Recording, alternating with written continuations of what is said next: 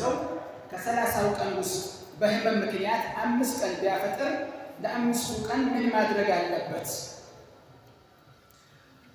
هذا إذا كان الأطباء ينصحونه أنه لو صام كاملا يتضرر المرض يزيد يجوز له أن يفطر، لأن الله يقول فمن كان مريضا على سفر فعدة من أيام أخرى.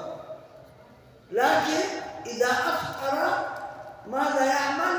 ثم يصوم متفرقا، لأنه يصوم يوما ويصوم يوما ثم يقضي متفرقا.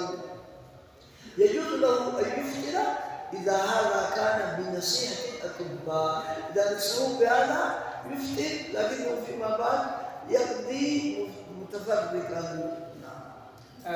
የካንሰር በሽታ የታመሙ ሰዎች ታማኝ የሆኑ ሐኪሞች እንዲበላ ብላ ካሉት መብላት ይችላል።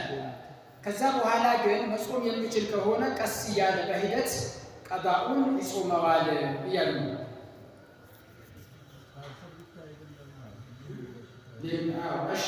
እንደ ምሳሌ ነው። በነገራችን ላይ የማይቻሉ በሽታዎች ከሆነ ያው ማለት ነው